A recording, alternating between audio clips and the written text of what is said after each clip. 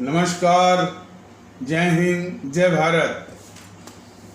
भारतीय अवाम ताकत दल अपने भारतीय भाई बहनों अर्थात अपने देश भारत की जनता अर्थात अपनी भारतीय अवाम से भारतीयता आधारित आपसी श्रद्धा, भारतीयता आधारित आपसी स्नेह, भारतीयता आधारित आपसी प्रेम, भारतीयता आधारित आपसी अखलाक मोहब्बत, भारतीयता आधारित आपसी सहयोग, भारतीयता आधारित आपसी सम्मान, भारतीयता आधारित आपसी एकता, भारतीयता आधारित आपसी भाईचारा तथा भारतीयता आधारित आपसी सद्भाव को समझने व उसे आत्मसात करके वैसा ही और उसी अनुसार आचरण एवं व्यवहार करने हेतु और इसके समस्त भारत में प्रचार प्रसार करने हेतु और प्रत्येक देशवासी को इसकी अहमियत और महत्व को समझाकर उसे अपनाते हुए वैसा ही और उसी अनुसार आचरण एवं व्यवहार करने हेतु और प्रत्येक देशवासी को अपना ही भारतीय भाई बहन मानकर, समझकर, अपनाकर उनके साथ वैसा ही और उसी अनुसार आचरण एवं व्यवहार करने हेतु सतत, सदैव और हमेशा अदब के साथ, आदर के साथ अर्ज करता है, विनती करता है। देखिए, भारतीयता का भाव, भारतीयता आधारित आपसी एकता, भारतीयता आधारित आपसी भाईचारा, भारतीयता आधारित आपसी सद्भाव, भारतीयता आधारित आपसी अखलाक मोहब्बत, ये इस देश को खास करके इस दौर में कितना आवश्यक है, यह हमारे भारतीय भाई बहन समझना वो शुरू कर दिए हैं।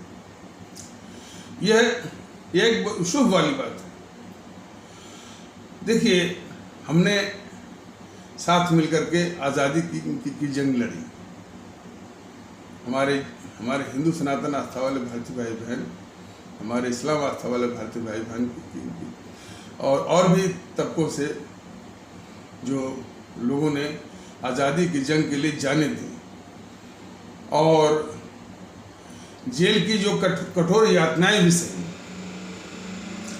इसके साथ यह भी विडंबना और दुख रहा कि इसमें कुछ स्वार्थी और गद्दार तत्व जो है वो अंग्रेजों के साथ मिले भी रहे और दिखाते रहे कि वो आज़ादी की लड़ाई लड़ रहे हैं और बहुत ही शातिर किस्म की। और ख़ास करके उसमें जो ये मोहनदास करमचंद गांधी और नेहरू वाला जो तबका था, ये अंग्रेजों के साथ मिला भी था और जिसे अपने गांव देहाती भाषा में कहते हैं कि गलभैया भी करता था, चाय की चुस्कियाँ भी था लेता।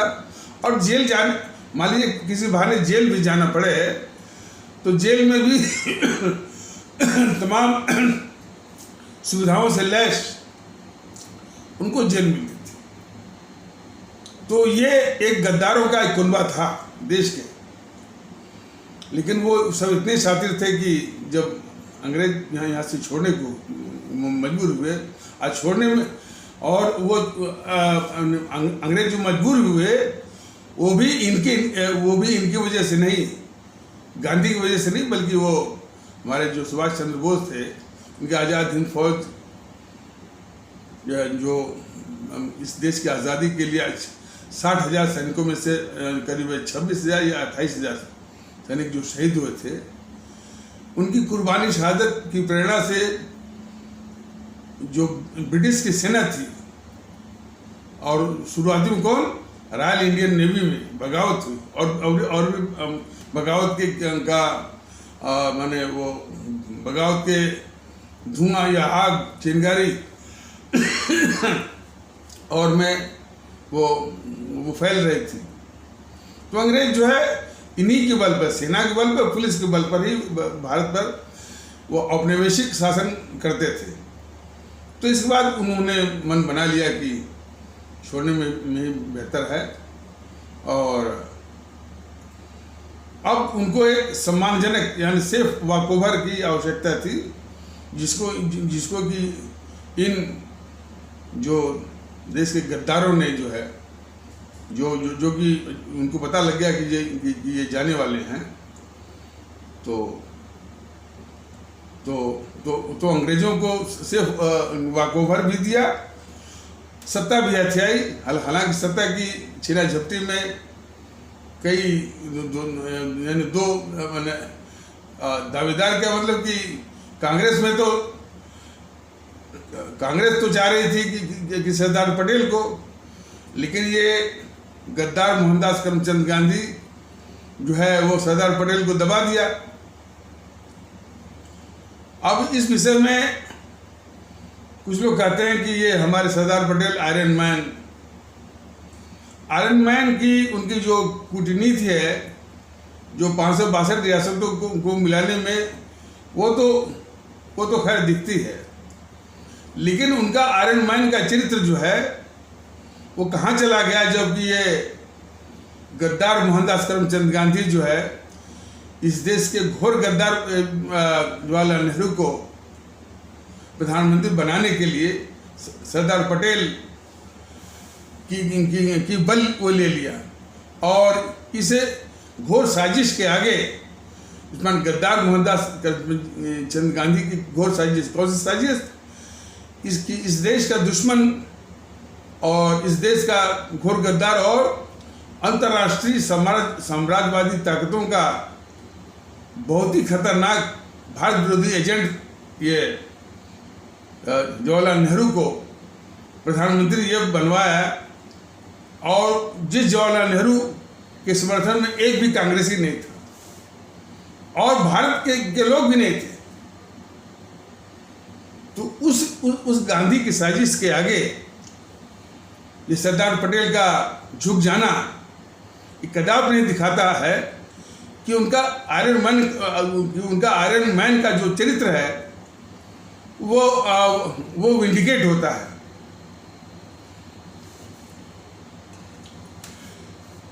उस गद्दार मोहनदास करमचंद गांधी की साजिश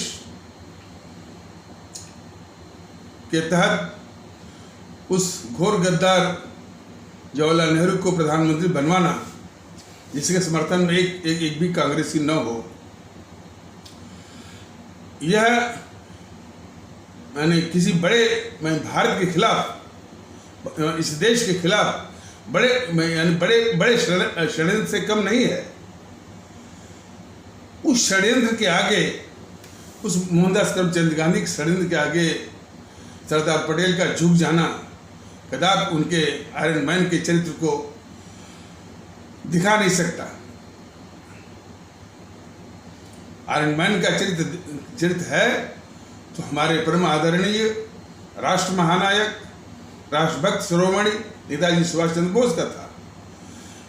जब 1939 में जब दोबारा कांग्रेस के अध्यक्ष का चुनाव था, ये गद्दार मोहनदास करमचंद गांधी चाह रहा था कि सुभाष चंद्र बोस कांग्रेस का अध्यक्ष न बने, बिल्कुल चाहता था, लेकिन सुभाष चंद्र बोस बिल्कुल नहीं झुके उसके आगे, उसकी साजिशों के आगे बिल्कुल नहीं झुके, और उन्होंने डट करके कांग्रेस के अध्यक्ष के चुनाव का सामना किया, और इस गद्दार मोहनदास करमचंद गांधी ने उनको अपमानित करने के लिए एक कैंडिडेट खड़ा किया, सीता वीरमैया पट्टा वीरमैया को, और घूम करके मैंने पूरा जोर लगा दिया सुभाष चंद्र बोस को हराने के लिए, और घूम करके प्रचार भी करने लगा कि सीता वीरमैया पट्टा वीरमैया की हार हमारी व्यक्तिगत हार है। तो इतनी सारी साजिशों के बाद भी हमारे नेताजी सुभाष चंद्र बोस ने इस गद्दार मोहनदास करमचंद गांधी की उस साजिश को नाकाम किया, और उस चुनाव में वो बिल्कुल जीत करके उसके साजिश को मटिया मेट किया। तो इसको कहते हैं आयरन मैन। तो आयरन मैन की भूमिका हमारे नेताजी सुभाष चंद्र बोस का था, और उनका नहीं माना जा सकता, सरदार पटेल का, जो कि उस गद्दार मोहनदास करमचंद गांधी की उस साजिश के आगे झुक गए, जिस साजिश के तहत जो है वो भारत का घोर गद्दार जवाहरलाल नेहरू को इसने प्रधानमंत्री के रूप में देश के ऊपर थोपा, और देश जो है तबाही के रास्ते पर चल पड़ा। सब कुछ गंवा दिया इसने, तिब्बत गंवा दिया, जो है लद्दाख का हिस्सा अक्साई चीन गंवा दिया, अरुणाचल प्रदेश में चीनी सेना घुस करके अपना वर्चस्व स्थापित करा दिया, और चीन की सीमा के साथ यानी कोई सड़क नहीं बनी ताकि चीनी सेना घुसती रहे, और यही हुआ। 42,000 वर्ग मील तो इस गद्दार जवाहरलाल नेहरू ने दे दिया चीन को, और उस सीमा पर जो इन गद्दारों ने, खास करके ये जो नेहरू और गद्दार इंदिरा गांधी, गद्दार राजीव गांधी इत्यादि ने जो सड़क नहीं बनाई, उसके कारण जो है चीन जो है 10,000 या 20,000 वर्ग मील और घुसा, और इसी गद्दार जवाहरलाल नेहरू के वंशज जो है इस राहुल गांधी ने कम्युनिस्ट के चीन की कम्युनिस्ट पार्टी से समझौता करके जो है फिर चीन को भारत में घुसने का एक इंतजाम और चीन के लिए बाजार खोल दिया। तो इन सबों ने, ये पूरा खानदान जो है इस देश के साथ गद्दारी करता रहा, भारत के लिए अभिशाप बनता रहा। ये और जो जवाहरलाल नेहरू किस चरित्र का है, किस महत्वाकांक्षा का है, ये मोहनदास करमचंद गांधी को मालूम था, लेकिन क्योंकि ये हमेशा अंग्रेजों के साथ चिपका रहा, ये मोहनदास करमचंद गांधी दिखाता रहा कि ये इस देश की जनता के लिए, उसके देश की आज़ादी के लिए वो लड़ रहा है, और इसके चरित्र को भले दबी जबान में हमारे बाबा साहब ने बोला था कि ये मोहनदास करमचंद गांधी जो है ये डबल डीलर है, ये जनता के साथ भी धोखा करता है, और जो है वो अंग्रेजों के साथ भी मिला हुआ है। तो एक कई तथ्य जो कि दबाए गए हैं, और हमारी जनता को उसे जानने का पूरा हक है, और भारतीय जनता दल एक एक करके उस सारे दबे तथ्यों को जनता के सामने ला रहा है। और एक बात जरूर है कि जब ये तथ्य जनता के सामने लाए जा रहे हैं, तो जीएनपीसी, गांधी नेहरू परिवार चंडाल चौकड़ी काकस को उतना दर्द नहीं होता है, ज्यादा दर्द होता है बीजेपी को। ये समझने वाली बात है। सारे तथ्य जो है, जो इसकी माने कांग्रेस की, मतलब कि नेहरू और गांधी की और कांग्रेस या जीएनपीसी की गद्दारियों के तमाम तथ्य जो है जनता के सामने जब लाए जा रहे हैं, तो कांग्रेस को या जीएनपीसी को उतना दर्द नहीं होता है, इस बीजेपी को बहुत दर्द होता है। इस विचित्रता को भी हमारे आदरणीय भारतीय भाई बहन, हमारी आदरणीय भारतीय अवाम को समझना पड़ेगा। 60-70 सालों के शासन में इन सबों ने झूठ का इतना परत दर परत उसका माहौल खड़ा कर दिया कि आज भी उस गद्दार नेहरू की और गद्दार मोहनदास करमचंद गांधी की जो है मानसिक दास्ता, एक जो है मेंटल स्लेवरी, मानसिक गुलामी से बाहर नहीं आए। तमाम लोग जो आज भी नेहरू के नाम की वो, और जितने बोलने वाले हैं, जैसे ये पुष्पेंद्र कुलश्रेष्ठ है, ये नेहरू गांधी को कभी भी गद्दार नहीं करता है। मतलब ये पुष्पेंद्र कुलश्रेष्ठ जो है बराबर, चूंकि वो एजेंट है यानी भारत में नफरत फैलाने के लिए, तो कभी भी नेहरू को और मोहनदास करमचंद गांधी को इस देश का गद्दार नहीं करता। क्या बोलता है? Visionary prime minister. देखिए, वस्तुतः वास्तविकता ये है कि भारतीय जनता दल अपने आदरणीय भारतीय भाई बहनों को ये समझाने की कोशिश ये YouTube के पैगाम के माध्यम से ये कर रहा है कि अब इस देश का एक संविधान बना है। यह हमारा राष्ट्र भारतवर्ष एक संवैधानिक इकाई है, कॉन्स्टिट्यूशनल एंटिटी है। जो कुछ भी उनको सोचना है, करना है, इस कॉन्स्टिट्यूशनल एंटिटी भारतवर्ष के संदर्भ में ही करना है। लेकिन इस अवधारणा को स्मैश करने के लिए, इस अवधारणा को तबाह करने के लिए देश की दुश्मन ताकतें बीजेपी के रूप में और जीएनपीसी के रूप में जो है ये सामने आई। ये हमारे भारतवर्ष राष्ट्र पर राजनीति करते हैं, राष्ट्रवाद की राजनीति करते हैं, वोट बटोरते हैं, सत्ता हथियाते हैं, फिर कुछ भेड़ियों को छोड़ देते हैं। ये कहते हैं कि नहीं, राष्ट्र के ऊपर एक सिविलाइजेशनल सभ्यता है, हमारी पुरातन सभ्यता है, इसके भी ऊपर इस तरह का तर्क दे करके जो है एक अपनी एक समझशाही मानसिकता जो है वो थोपना चाहते हैं।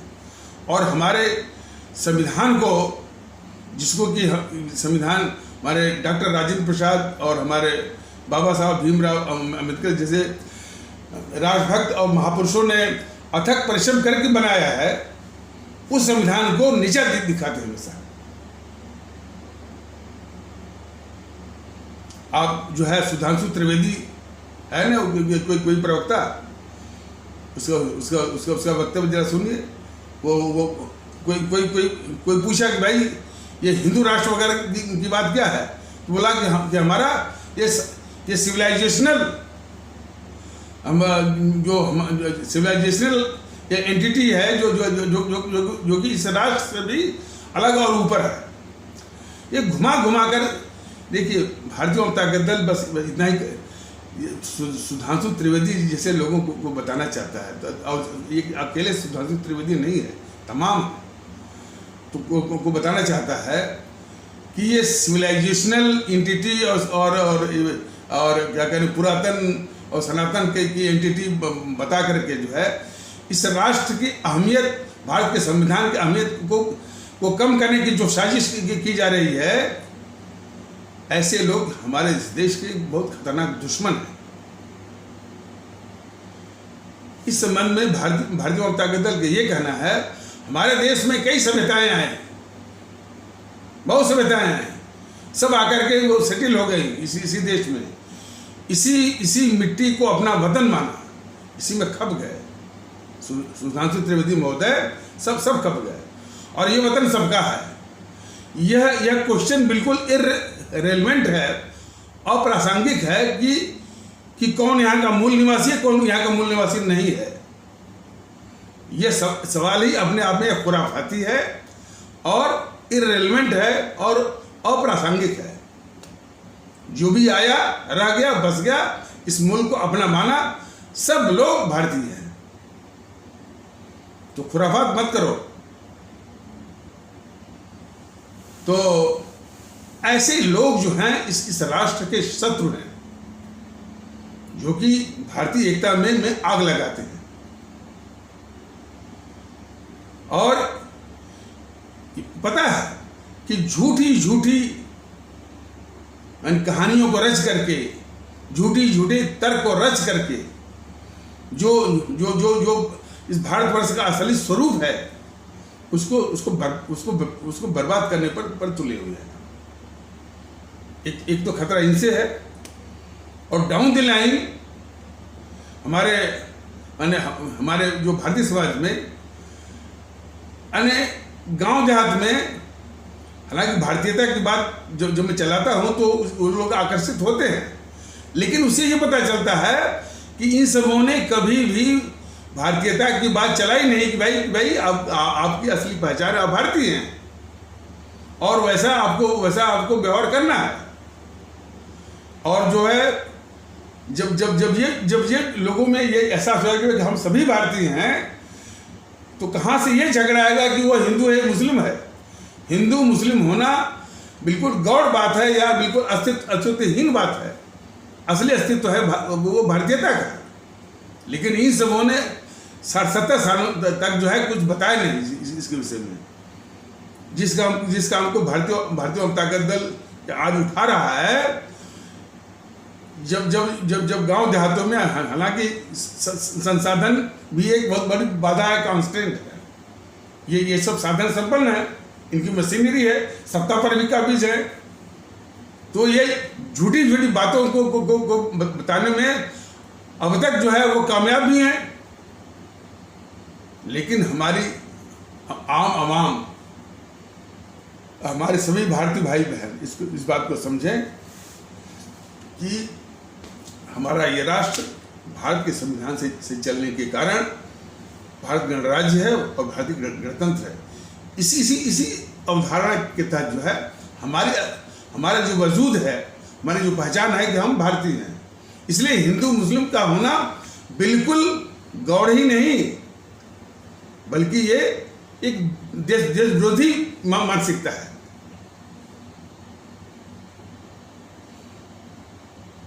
हमको जो कुछ भी है भारत राष्ट्र के संबंध में और भारत राष्ट्र के संविधान के संदर्भ में ही वो सोचना है। अरे ये प्रधानमंत्री मोदी जाकर के तमिलनाडु में देखिए, जब ये वीडियो जारी हो रहा है वहां से भी खबरें आ रही हैं, तमिलनाडु से भी, जो अभी सिर्फ वीडियो, अब इस वीडियो को 2-4 लोग देखते होंगे वहां पर तमिलनाडु में, जो भी संख्या, वो भी इस बात का एहसास करते हैं नहीं भाई हमारी असली पहचान के हम भारतीय हैं। ये आवाजें तमिलनाडु से भी गूंज रही हैं। हाँ, उसमें भाषाई कट्टरता जो है तमिलनाडु वगैरह में, तमिलनाडु हुआ, उसी के देखा देखी वो कर्नाटक में भी, और कुछ जो है आंध्र प्रदेश में भी भाषाई कट्टरता। तो भाषाई कट्टरता का सामना करने के लिए उनको समझाना पड़ेगा। मैं जब केरल में सर्विस करता था, मैं कोई राजनीतिक आदमी नहीं था, मैं एक साधारण अधिकारी था। इस बात पर मैंने कहा कि भाई हमारी जो तमिल भाषा है, हमारी जो कन्नड़ भाषा है, हमारी मलयालम भाषा है, हमारी तेलुगु भाषा है, जो भी है, ये हमारी भारतीय भाषाएं हैं। इनका सम्मान इसी रूप में होना चाहिए। और ये हमारे जो भारतीय भाई बहन जो दक्षिण भारत के, उनको ये समझना पड़ेगा आज नहीं तो कल कि हिंदी उत्तर भारतीयों की भाषा नहीं है, यह पूरे देश की भाषा है। तो इस बात को समझे। हमने ये भी कहा कि जिस वक्त आप ये समझ लेंगे कि हिंदी पूरे देश की भाषा है, तो कुछ ही वर्षों में, शायद मैं रहूं या ना रहूं, कुछ ही वर्षों में आप जिनकी मातृभाषा हिंदी है, हिंदी के प्रयोग में, हिंदी को सम्मान देने में आप उनसे भी आगे निकल जाएंगे। हिंदी को समृद्ध करने वाले जो है कई ऐसे विद्वान रहे हैं जिनकी मातृभाषा हिंदी नहीं है। बताइए,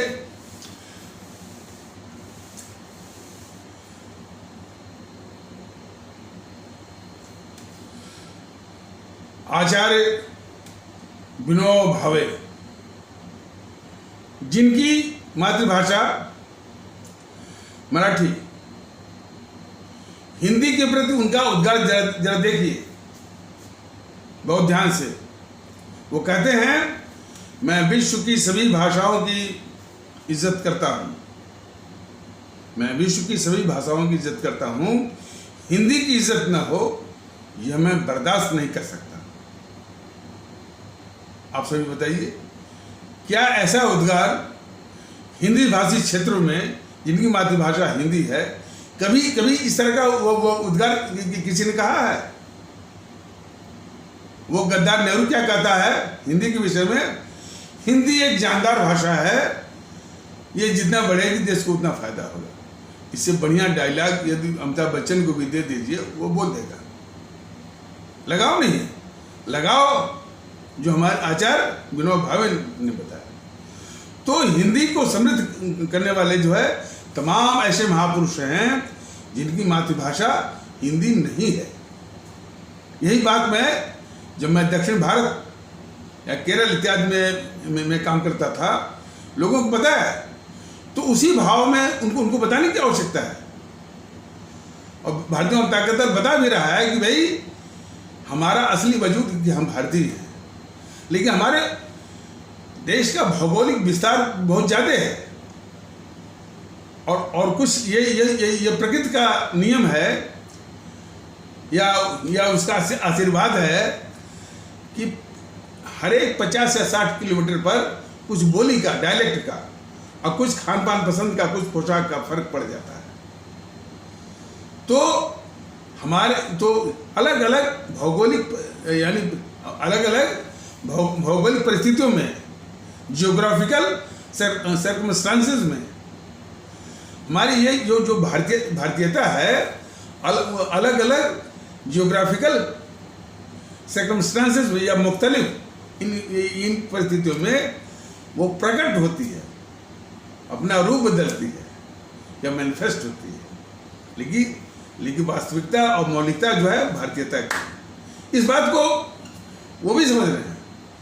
तो तमिल जो है या जो तमिल बोलने वाले हमारे भारतीय भाई बहन हैं या जो भी है, वो हमारी एक भारतीयता का ही एक स्वरूप है। तो उनको जो लगाव होना चाहिए वो भारतीयता से। तो ये तो उस भारतीयता का स्वरूप जो है कभी जो है वो कन्नड़ के रूप में होगा, उस भारतीयता का स्वरूप कभी जो है वो मलयालम के रूप में होगा, कभी वो मराठी के रूप में होगा, कभी वो गुजराती के रूप में होगा, कभी उड़िया के रूप में होगा, कभी वो जो है बांग्ला के रूप में होगा, कभी असमिया के रूप में होगा, कभी वो पंजाबी के रूप में होगा। कौन? हमारी भारतीयता। इसलिए जो लोग जो है सिर्फ उसी पर बल देते हैं, उसके स्वरूप पर, वो गलती कर रहे हैं। तो सभी लोग भारतीयता के माहौल में आने की जरूरत है। तो भारतीय जनता दल ये समझा रहा है, जहाँ की भाषाई कट्टरता जो है काफ़ी जो है वहाँ वो उत्पाद कर रही है तमिलनाडु में, वहाँ पर मोदी जी जा कर के उस भाषाई कट्टरता की आग में घी डाल के आए हैं। ये नहीं समझाएं कि भाई तमिल जो है हमारी भारतीय भाषा है और जो है तमिल जो है हमारी एक भारतीयता का रूप है। ये नहीं बताया। वो भाषाई कट्टरता की आग में घी डाल के आए हैं मोदी महोदय। ऐसे लोग तो राष्ट्रवादी हैं। मोदी महोदय बोलते हैं ना कि नेशन फर्स्ट, बिल्कुल झूठ। इनके लिए नेशन कभी फर्स्ट नहीं है। इनके लिए जो है कुर्सी फर्स्ट है, पावर कुर्सी फर्स्ट है और अपनी जो पार्टी फर्स्ट है, और इसके बाद इनके लिए देश आता है। ये झूठ बोलते हैं। और यही कारण है कि मोदी महोदय जितनी भी देश विरोधी ताकतें हैं उनका इलाज करने के बजाय ये उनको पाल रहे हैं, उनकी रक्षा कर रहे हैं। एम.के. स्टालिन क्या कर रहा है, यह देश देख रहा है। विजयन क्या कर रहा है, जो पिनराई विजयन वहाँ का केरल का, देश देख रहा है। ममता बनर्जी क्या कर रही है, यह भी देश देख रहा है। इन सारी देश विरोधी ताकतों को मोदी जी पाल रहे हैं। देश विरोधी ताकतों को पालने वाला भी देश का हितैषी नहीं हो, कभी भी वो देश का हितैषी नहीं हो सकता। हमारे सभी आदरणीय भारतीय भाई बहन इस पर गौर करें। और हमारे देश की जनता महंगाई से त्रस्त है, उसमें पिस रही है।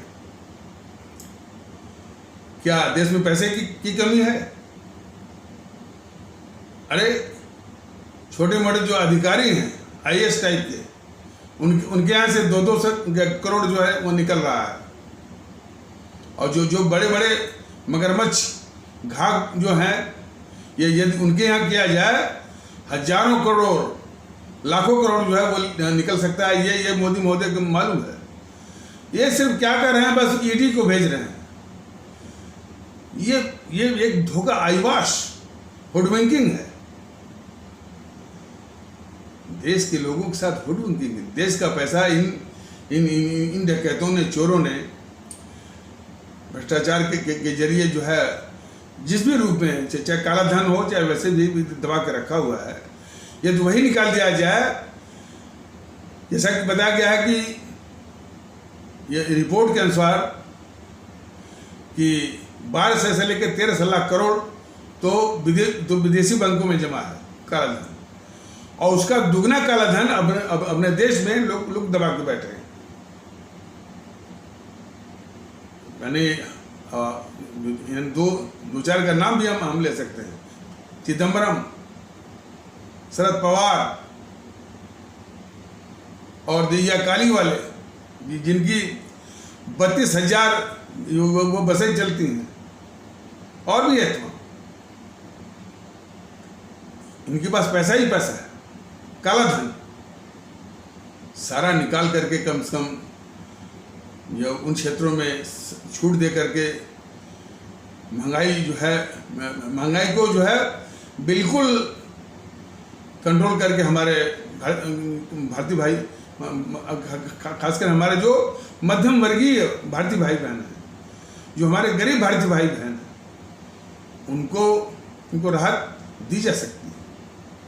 लेकिन मोदी महोदय इन देश विरोधी, समाज विरोधी ताकतों को छूना नहीं चाहते हैं, उनकी रक्षा करना चाहते हैं।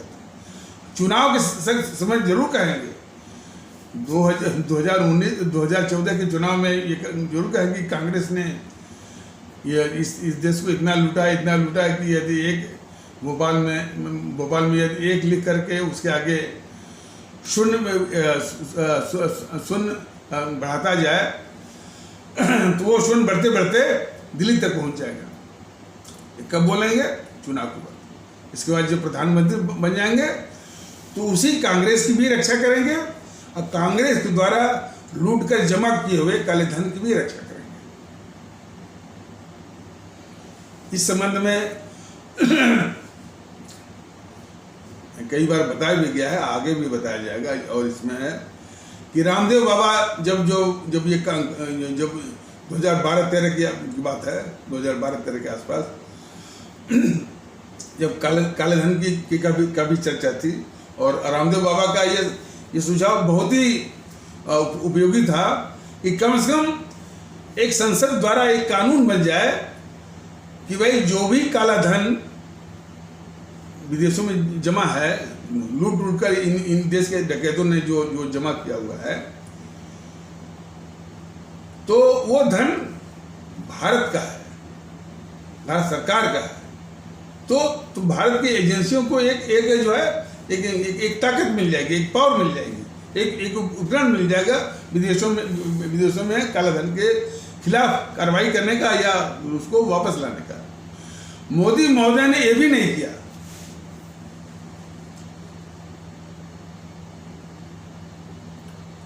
और हमारी आबादी लोग कर रहे हैं कि 140 करोड़ हो गई। बताइए, जनसंख्या विस्फोट कितना बड़ा अभिशाप बनता जा रहा है। जरा जरा जरा इसको गौर से जरा समझिए कि चीन का क्षेत्रफल भारत के क्षेत्रफल से 2.5 गुना ज्यादा है। हम उसकी आबादी को छूने जा रहे हैं। अमेरिका का क्षेत्रफल भारत के क्षेत्रफल के 3.5 गुना ज्यादा है। उसकी आबादी 30-35 करोड़ और हमारी 140 करोड़। यदि इसी तरह से आबादी बढ़ती गई तो रोजगार और रोटी तो बहुत दूर की बात है, हवा भी नहीं मिलेगी, रहने के लिए जगह भी नहीं मिलेगी, पीने के लिए पानी भी नहीं मिलेगा। तो ये किस दिशा में मोदी महोदय ले जाए? जब ये आए थे तो हमारे देश की आबादी 125 करोड़ थी। इस जनसंख्या विस्फोट को काबू किए होते और उसको नेगेटिव ऋणात्मक दिशा में उसको ले गए होते तो कम से कम ये आबादी हमारी 125 करोड़ वाली 115 करोड़ या 110 करोड़ के आसपास होती। ये तो बोलते हैं कि तो इस जनसंख्या विस्फोट को रोकने के बजाय ये कह रहे हैं कि ये तो हमारा डेमोग्राफिक डिविडेंड है, ये हमारा आबादी का लाभांश है। तो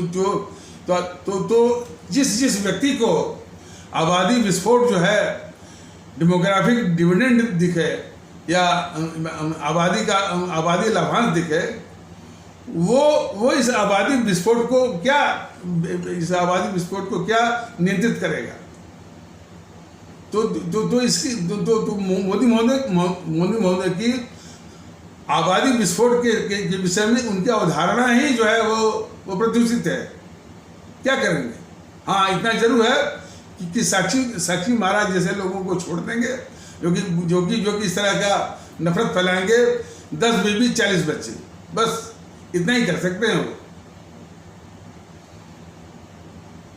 भारतीय जनता दल ने कहा है कि आबादी विस्फोट एक बहुत बड़ी समस्या देश की है। भारतीय जनता दल का ये शासन आएगा तो निश्चित है कि लोगों को समझाएगा, बताएगा कि भाई ये राष्ट्रीय समस्या है, इसमें किसी पंथ वगैरह को मत लाइए कि हिंदू सनातन इस्लाम कहे कि हमारे इस्लाम में नहीं है, आपके इस्लाम में हो चाहे न हो, ये राष्ट्रीय समस्या है।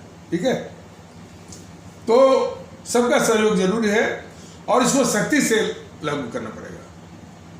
सख्ती से लागू करके और सख्ती का हमसा तात्पर्य होता है निष्पक्षता। जिस शक्ति के साथ जो है निष्पक्षता ना हो वो शक्ति उसी समय खत्म हो गई, बर्बाद हो गई। तो शक्ति तभी काम करेगी जब उसके साथ जो है निष्पक्षता हो।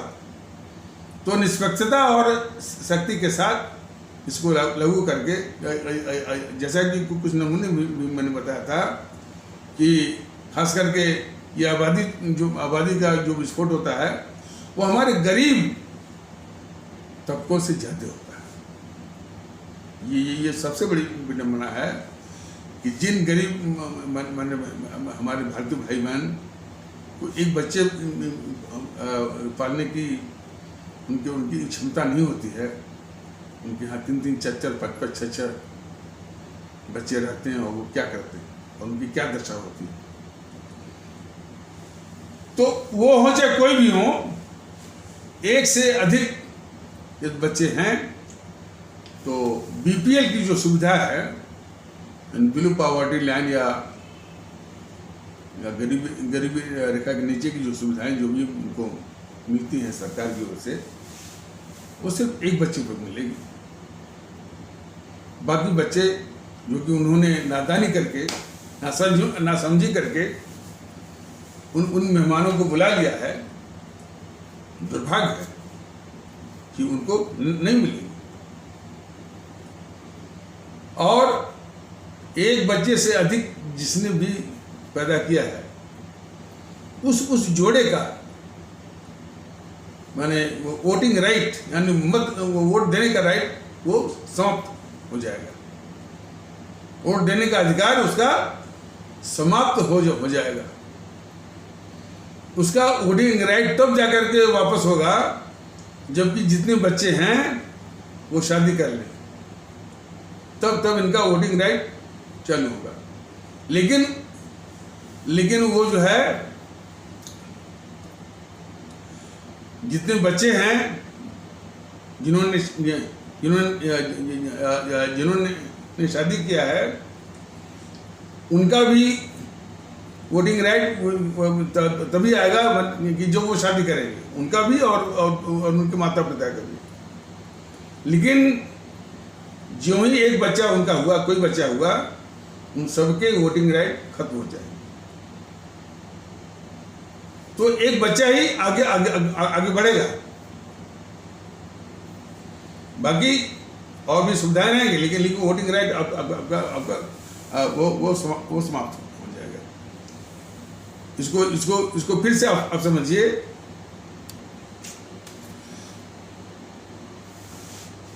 जिनके भी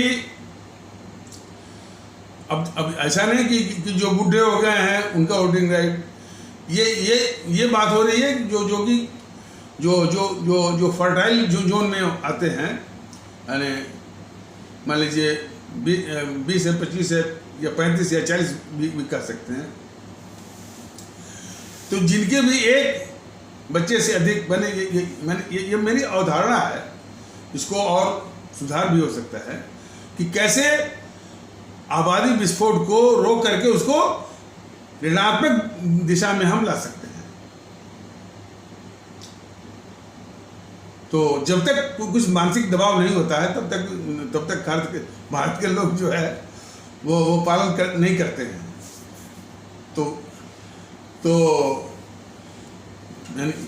जिसके भी एक से ज़्यादा बच्चे हैं, और किस जोन में, यही जो फर्टाइलिटी वाला जो जोन है, तभी तक तो एक से अधिक बच्चे होने पर, यदि वो गरीब हैं तो एक ही बच्चे को जो है बीपीएल वाली सुविधा मिलेगी, और उनका जो है एक से अधिक बच्चे होने पर उनका वोटिंग राइट जो है वो चला जाएगा। उनका वोटिंग राइट तब वापस होगा जबकि जितने भी बच्चे उनके हुए हैं वो शादी करें, और उन बच्चों का भी जो वोटिंग राइट जो है नहीं, माने उन बच्चों का भी एक से अधिक जो बच्चे हुए हैं, माने बड़े हो जाएं, तो उनका भी वोटिंग राइट जो है माने वो समाप्त रहेगा, खत्म रहेगा। वो वापस तब होगा जब कोई शादी करेंगे, और उनके शादी करते ही यानी इनके जो माता पिता इनके भी वोटिंग राइट या मत देने का अधिकार वापस होगा।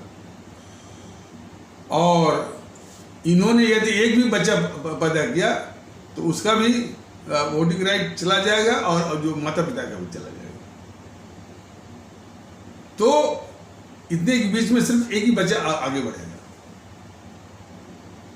इस तरह से जो है आबादी को कम करना होगा,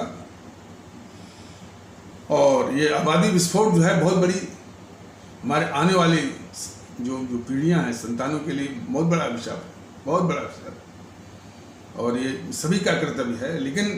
लेकिन ये मोदी महोदय को कोई चिंता नहीं, न कोई प्लान है, न कोई चिंता है, और फिर ऐसा बनाएंगे भी क्योंकि वो हिंदू मुस्लिम के झगड़े में वो फंस भी जाएगा।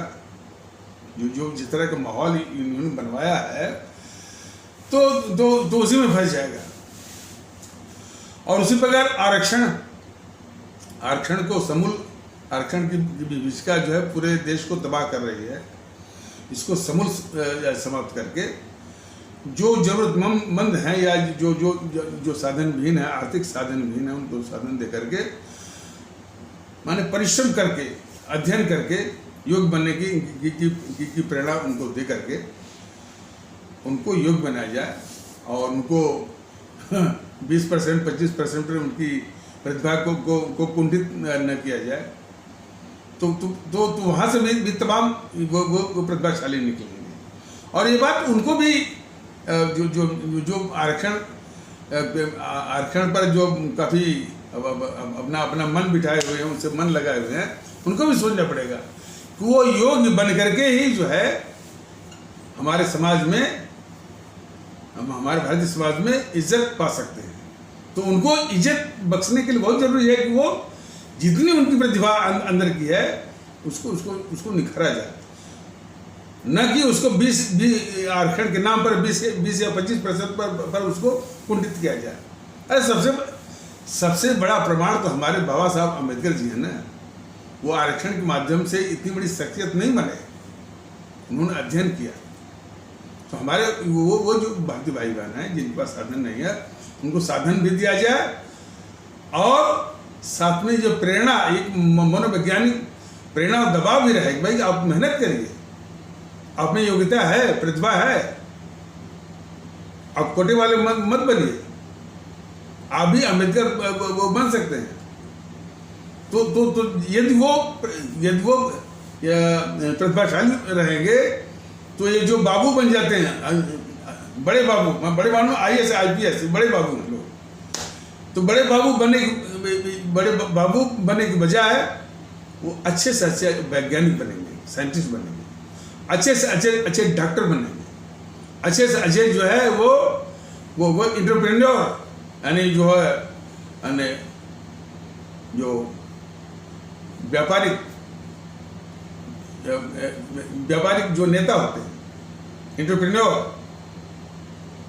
और अच्छे से अच्छे जजेस बनेंगे और भी प्रतिभाओं के द्वार खुल जाएंगे यदि वो प्रतिभाशाली होंगे तो।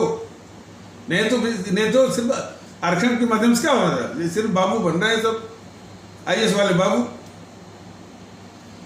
सवाल इस बात का है कि उनको, वो प्रतिभाशाली हैं, इस देश का दायित्व बनता है कि उनके अंदर की प्रतिभा को निखारने के लिए आरक्षण को हटा करके उनकी प्रतिभा को निखार करके और उनको प्रतिष्ठित किया जाए, उनको प्रतिष्ठित किया जाए, उनको जिस इज्जत के वो हकदार हैं वो इज्जत उनको बख्शी जाए, ये आवश्यकता है।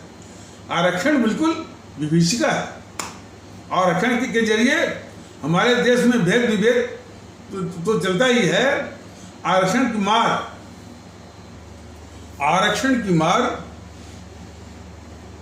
जो कि आरक्षण के दायरे से वंचित हैं, जिनको कुछ लोग कहते हैं कि सवर्ण वाले, हालांकि मोदी महोदय ने उनको भी 10% दे दिया, ये गलत है। कहा जाता है कि फ्रॉम क्रेडिल टू ग्रेव, यानी पालने से लेकर के कब्र तक जो है उनको वो आरक्षण की मार झेलते हैं, शिक्षा में। और फिर इसके बाद जो टेक्निकल संस्थाएं हैं, इंस्टीट्यूशंस हैं, engineering college, medical college, management college इत्यादि में आरक्षण वहाँ किसी तरह से वाले उसमें वो प्रवेश मिल गया। फिर नौकरी में फिर आरक्षण, प्रमोशन में फिर आरक्षण करते हुए वो दम तोड़ देते। तो आरक्षण इस देश के लिए सबसे बड़ी विभीषिका है और हमारे देश की काबिलियत को मार रहा है। हमारे देश की जो कॉम्पिटेंस है उसका ये शत्रु बना हुआ है। और मैंने ये सवाल कई बार पूछा कि भाई जो जाति के आधार पर जो आरक्षण सब बोलते हैं, अब बताइए कि जैसे मायावती है तो जाति के आधार पर तो मायावती के अंडे बच्चे जो कि इतनी संपन्न है, वो आरक्षण का हक जो है उनका मारा ये जो जिनको आरक्षण मिलना चाहिए। मायावती है, मीरा कुमार है, या चिराग पासवान इत्यादि सभी लोग हैं। तो ये जातिगत आरक्षण जो है इस देश के लिए सबसे बड़ी जो है यानी विभीषिका है। आरक्षण को बिल्कुल वो खत्म करके जो भी साधन विहीन हैं उनको उपयुक्त और पर्याप्त साधन दे करके उनको परिश्रम करने के लिए, अध्ययन करने के लिए, योग्य बनने के लिए प्रेरणा और मनोवैज्ञानिक एक अंडरपिनिंग या दबाव देने की आवश्यकता है ताकि वो मेहनत करके योग्य बने। ठीक है, तो इसकी तो आरक्षण को भी वो समाप्त करना चाहिए। दूसरा है कि ये भ्रष्टाचार की बात, भ्रष्टाचार जैसा कि मैंने बताया कि ये मुख्यतः 3 स्तर का होता है। एक स्तर का जो निचले स्तर का, जिससे जनता परेशान रहती है, दफ्तरों के बाबू, थानाओं की पुलिस और आपके बिजली विभाग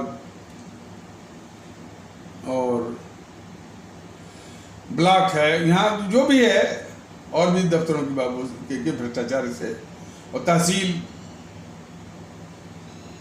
में और डीएम ऑफिस में जो भी है, उसके बाबू वगैरह जो है भ्रष्टाचार का शिकार बनाते हैं हमारे भारतीय भाई बहनों को। और हमारे भारतीय भाई बहन इसी भ्रष्टाचार की चर्चा भी करते हैं, क्योंकि उसी से परेशान रहते हैं। ये बात सही है, वो भ्रष्टाचार गया नहीं। लाख ये डंका पीटते हैं ना बीजेपी वाले, मोदी और योगी, भ्रष्टाचार खत्म कर दिया। और किससे? डिजिटल पेमेंट से। या अगर देखें कि डिजिटल पेमेंट से गांव में अभी भी वो भ्रष्टाचार गया जी। जिस प्रधान की थोड़ी बहुत तनख्वाह है, वो जो प्रधान बन जाता है तो वो बोलेरो और फलाने ठिकाने खरीद करके ठाट से टहलता है।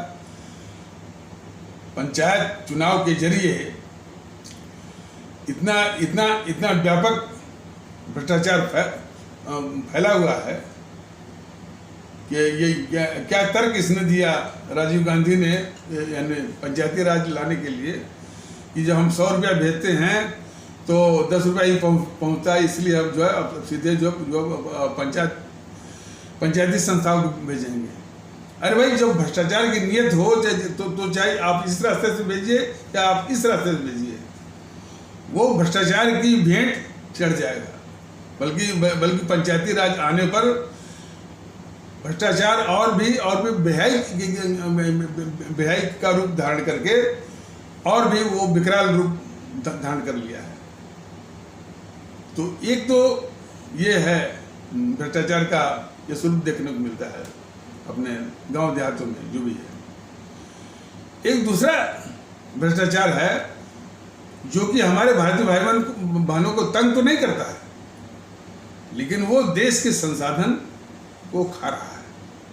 जैसे जो भ्रष्टाचार executive engineer, superintending engineer, chief engineer और general manager, deputy general manager, managing director, chairman, इस लेवल के जो होते हैं, ये मैनिपुलेट करके, हम नहीं कहते कि सभी, लेकिन जो करते हैं, अब कितने करते हैं ये तो सरकार की जो एजेंसी वो बोल सकती है, लेकिन काफ़ी तादाद है। तो इनके द्वारा जो भ्रष्टाचार है वो आपका माने हमारी जनता को तंग तो नहीं करता, लेकिन देश के संसाधन को खा रहा है। और एक तीसरा जो भ्रष्टाचार है जो बहुत ही खतरनाक है और बहुत बड़े आयाम का, मंत्रियों के द्वारा। मंत्री है, मुख्यमंत्री है, कभी कभी प्रधानमंत्री भी होते हैं, अरबों खरबों, और ये सारा लूट करके काले धन के रूप में, चाहे विदेशी बैंक में हो, चाहे यहाँ वो दबा के बैठे हैं। और वही काला धन जो है चुनाव के वक्त में पानी की तरह बहता है। इसको रोकने के कई उपाय हैं। अब अभी जो कि अभी भारतीय जनता दल तो वही ज़्यादा विस्तार भी नहीं है, लेकिन हाँ, जनता जो है वो जनता जो है, आम जनता भारतीय जनता दल को चाहती है, बात सही है।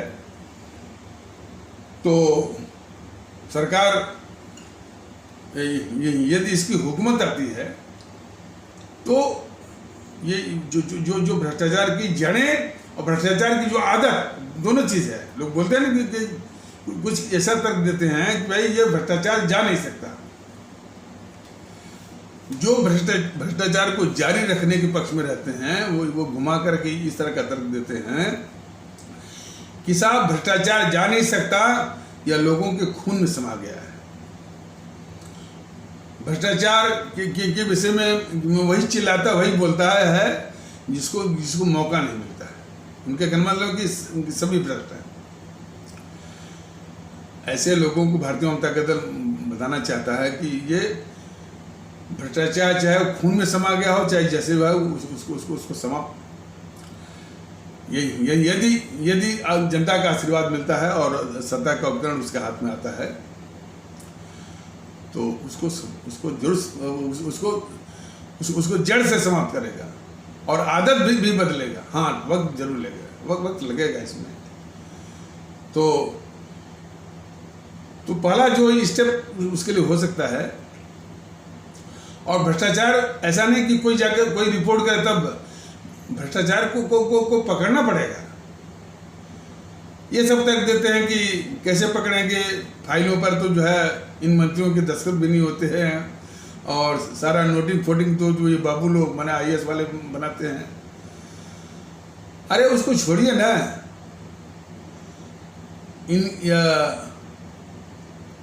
और कुछ लोग कहते हैं कि साहब इनके खाते भी नहीं होते हैं, इनके अकाउंट भी नहीं होते हैं।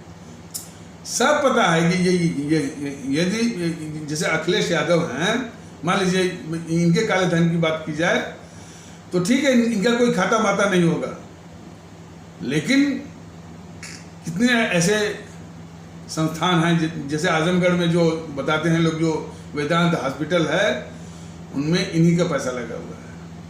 कई ऐसे होटल हैं उनमें इन्हीं का पैसा लगा हुआ है। ये जानकारी तो है ना। पुष्पराज जैन, पीयूष जैन की यहाँ जो पकड़ा गया, तो इन सबों की गर्दन ऐठिए, सारा पैसा निकालिए, अपने आप जो है वो अखिलेश जो है वो जमीन पर आ जाएंगे। तो अकेले अखिलेश ही नहीं है, मायावती भी है और ये शरद पवार भी है, चिदम्बरम भी है, और सबसे बड़ा मगरमच्छ तो ये JNPC वाले हैं, राहुल, सोनिया, प्रियंका। ये सब इनको मालूम है मोदी महोदय को, लेकिन ये उसको छूने वाले नहीं है। जनता को परेशान जरूर करेंगे, जनता को महंगाई के रूप में, और कभी थोड़ा सा 5 रुपया घटा देंगे तो हमारा डंका पीटेंगे कि महंगाई कम हो गई। लोगों से कल हाँ 5 रुपया डीजल में कम हो गया, मैंने जो 100 रुपया था 95 में आ गया तो महंगाई कम हो गई। क्या झूठ सब फैलाते हैं। तो खैर, तो एक तो जो प्राइमरी और मैंने एक इनिशियल या प्रारंभिक कदम ये हो सकता है कि चुनावों में जो पैसा जो पानी तरफ बहता है उसको रोकने के लिए स्टेट फंडिंग एक मैंने है, एक रास्ता है। स्टेट फंडिंग मतलब कि चुनाव में कोई भी राजनीतिक दल एक पैसा उसमें लगाएगा नहीं, कोई भी कैंडिडेट, और ये लगा लिया तो उस कैंडिडेट का कैंडिडेचर यानी उसकी उम्मीदवारी, और यदि वो जीत गया तो उसकी सदस्यता, और यदि किसी भी और यदि वो पॉलिटिकल पार्टी का है तो उस पॉलिटिकल पार्टी की का जो है वो रजिस्ट्रेशन या रिकॉग्निशन समाप्त हो जाएगा। एक पैसा। और स्टेट फंडिंग में जो भी खर्चा है आपका, मैंने गाड़ी का, डीजल का, मंच का, सभी खर्चा ये सरकार उठाएगी। कई लोग जो कि इस दुर्व्यवस्था को, इस भ्रष्टाचार को जारी रखना चाहते हैं, इनकी मंशा रहते हैं, तर्क देते हैं साहब इतने कैंडिडेट हैं, सबके लिए गाड़ी घोड़ा का इंतजाम किया जाएगा तो तमाम पैसा लग जाएगा जनता का या सरकार का। जनाब, इसका भी उपाय है। उपाय ये है कि मान लीजिए कितने भी कैंडिडेट हों तो फर्स्ट राउंड में ये होगा भाई, फर्स्ट राउंड में कि 100 कैंडिडेटों में 10 को चुनना है। मान लीजिए जिनके पक्ष में यानी 10 वोट भी नहीं है और वो कैंडिडेट बन गए हैं, तो तो इन 100 कैंडिडेट जो खड़े हैं, मान लीजिए, तो बाई इलेक्ट्रॉनिक वोटिंग जो है या मोबाइल वोटिंग, तमाम उपाय हैं इसके, मैं इसका खुलासा नहीं कर सकता। तो 100 कैंडिडेट, माने प्रथम चरण में 100 कैंडिडेट में से सिर्फ 10 कैंडिडेट, यानी 10 कैंडिडेट जिनके अधिक वो मतदाता समर्थक हैं। दूसरे चरण में उन 10 में से सिर्फ 2 जिनके समर्थक हों। तो व्यवस्था जो है सिर्फ 2 की ही करनी है, 100 की नहीं करनी है, और व्यवस्था आसान है। तो कल्पना करिए कि यदि चुनाव में इन भ्रष्ट राजनीतिक दलों का, जिन्होंने लूट कर कालाधन जमा किया है और इन चुनाव में पानी की तरफ बहाते हैं, यदि ये पैसे का उपयोग चुनाव में न कर पाए, तब ये सोचें कि भाई तब जब जिस पैसे का वहां पर उपयोग ही नहीं होगा, तो फिर वो लूटने का फायदा क्या।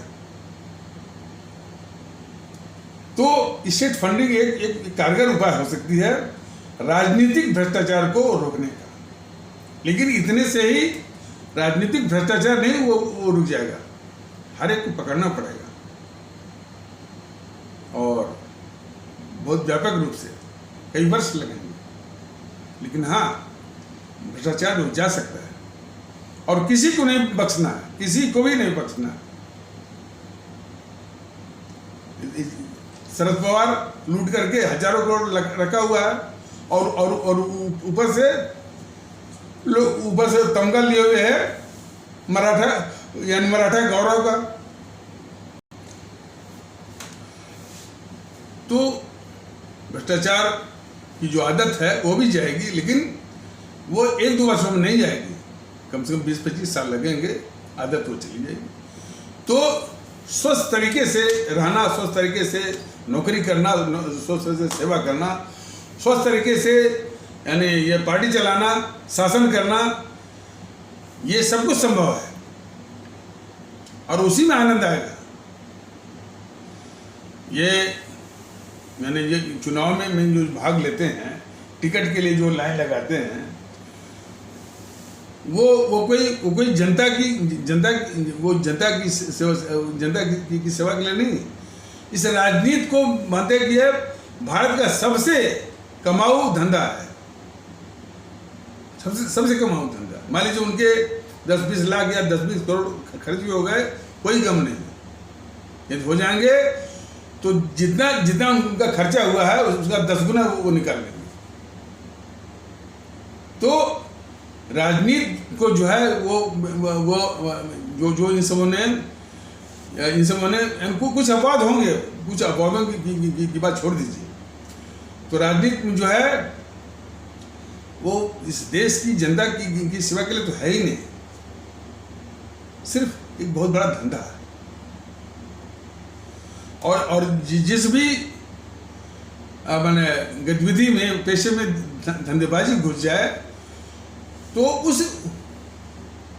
उसका उद्देश्य जो है तुरंत जो है वो नष्ट हो जाता है। राजनीति की जाती है इस देश और जनता की सेवा के लिए। अब राजनीति क्या हो गई है? धंधेबाजी। तो जब धंधेबाजी हो गई है तो न तो देश की सेवा होगी, न तो आवाम की सेवा होगी।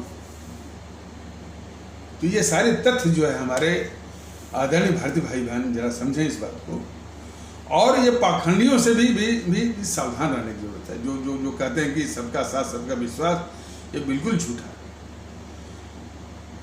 जनता से वोट लेना और देश के दुश्मनों को जो है सारी सहूलियतें देना, उनको पालना, उनकी रक्षा करना, उनके लूटे हुए कालाधन की भी रक्षा करना, देश के दुश्मनों को सभी सहूलियतें देना। अरे जब ये राहुल गांधी की बात होती है कि वो विदेश में जाकर ये करता है वो करता है, ये सब बिल्कुल चुप रहते हैं, सुट रहते हैं और ये कहते हैं कि भाई आखिर वो विदेश जाता कैसे है? विदेश जाने की व्यवस्था कौन करता है? क्यों नहीं? और उसके पहले यही तो हैरानी वाली बात है, उसके पहले ये बीजेपी वाले मोदी वगैरह जो राहुल को इस देश का गद्दार ही नहीं मानते, जबकि वो सबसे खतरनाक गद्दार है। यही तो सवाल भारतीय जनता दल मोदी महोदय से करता है, बीजेपी वालों से करता है, और तमाम इस तरह के जो और हुआ जो बनाते हैं तमाम, वो हिंदू राष्ट्र वगैरह, ये हिंदू राष्ट्र वगैरह ये कुछ भी नहीं है। ये सुधांशु त्रिवेदी हुए, पुष्पेंद्र कुलश्रेष्ठ हुए, ये हमारे हिंदू सनातन के प्रतीक हो नहीं सकते, और न है। ये सत्ता के खिलाड़ी हैं। अपनी सत्ता को और अपने वर्चस्व को काम करने के लिए तमाम तरह के कुतर्क जो है वो करते हैं, और देश के दुश्मनों को पालते हैं। देश के दुश्मनों को गद्दार तक नहीं कहते। इसीलिए तो सुधांशु त्रिवेदी जैसे लोग, यानी जो कि राहुल गांधी को गद्दार तक नहीं कहते, नेहरू को वो गद्दार तक नहीं कहते, सिवाय जो है वो बड़ी सफाई से वो इस्लाम पर जो है वो आक्रमण करना, वो करना। तो कहने का तात्पर्य यह है कि देखिए, भारतीय जनता दल की काफ़ी ऊर्जा, काफ़ी समय इन देश के दुश्मनों को पहचान करवाने में निकल जाता है। असली उद्देश्य है कि पूरे देश में भारतीयता के आधार पर एक माहौल, एक वातावरण, और कि हमारी पहचान सिर्फ हम भारतीय हैं, इसके अलावा कुछ नहीं है। हम भूल जाएं कि हम हिंदू हैं, हम भूल जाएं कि हम मुस्लिम हैं, हम भारतीय। सारी समस्याएं आपकी चली जाएंगी, ये नफरत की भी बात चली जाएगी। तो भारतीयता का एहसास हर जगह होने की आवश्यकता है। हमारे इस्लाम आस्था वाले भारतीय भाई बहन कुछ आकर्षित हो रहे हैं, लेकिन इनके मुल्ला मौलवी कुछ, हम सभी तो नहीं कहते, जो कि इन राजनीतिक दलों के एजेंट हैं, वो फैला रहे हैं। अभी भी सुनने में आता है कि वो AIMIM, माने जिसका कि वो असदुद्दीन नेता है, वो शायद भारतीय जनता दल के पदाधिकारी से कह रहा था कि भाई कि यूट्यूब वाले सर जो है वो इस बात को नहीं समझ रहे हैं कि हमारा समाज अब अभी भी कितनी तकलीफ में है। जब तक ये भाई असदुद्दीन महोदय आप ये सोचते रहे कि हमारा समाज, प्रकाश राजभर बोला कि हमारा समाज, ये सारे इस तरह के लोगों को इस अवधारणा को छोड़ना पड़ेगा कि हमारा समाज एक ही है महोदय, वो भारतीय समाज है। और अन्याय किसके खिलाफ हो रहा है, कौन आइसोलेट हो रहा है, कौन अलग थलग पड़ रहा है, कौन किसको आर्थिक मदद की जरूरत है, ये मुद्दे हैं। सबको सम्मान देने की आवश्यकता है एकता के आधार पर। सभी हमारे भारतीय नागरिक हैं, भारतीय भाई बहन हैं। इसका सम्मान, इसकी प्रतिष्ठा देने की आवश्यकता है, और इस अवधारणा को कुचलने की आवश्यकता है कि हमारा समाज। असदुद्दीन बोलेगा कि मेरा समाज, तो प्रकाश राजभर बोलेंगे हमारा समाज, संजय निषाद बोलेंगे कि हमारा समाज, ये बीजेपी बोलेंगे कि हिंदू एकता। ये सभी देश के दुश्मन हैं, हमारे भारतीय समाज के शत्रु हैं ये।